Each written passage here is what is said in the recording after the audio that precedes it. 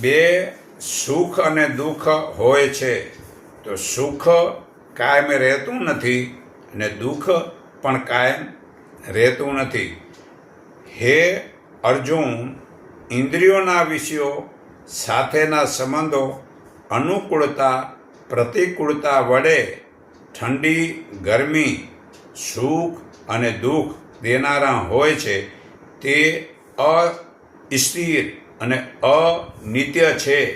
તે આવે છે અને જાય છે. માટે હે ભારત, તેમને તું સહન કર.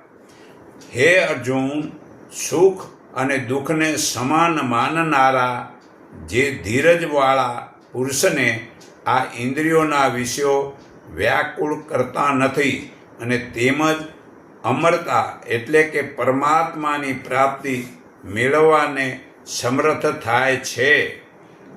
આ શરીરનું અસ્તિત્વ નથી અને આત્માનો નાશ નથી. તત્વદર્શી આ બંને નિર્ણય જોયો છે.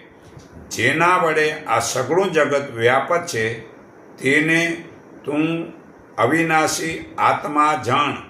એ અવ્યક્તનો વિનાશ કરવા કોઈ સમર્થ નથી. નિત્ય રહેનાર અને મન ઇન્દ્રિયોને સમજમાં ન આવનાર એવા અગમ અવિનાશી અને અપ્રમેય પ્રમાણના વિષય દેહધારી આત્માના આ શરીરો નાશવંત કયા છે. માટે હે ભારત, તું યુદ્ધ કર.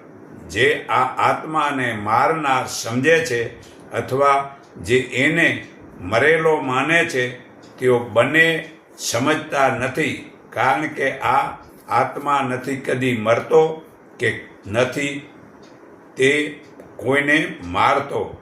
આ આત્મા નથી કદી જન્મતો કે નથી કદી મરતો. તેમજ પૂર્વે કોઈ વખતે નહોતો અને ફરી આ ભવિષ્યમાં નહીં હોય એમ પણ નથી. આ આત્મા અજન્મ, નિત્ય, શાશ્વત અને પુરાતન છે.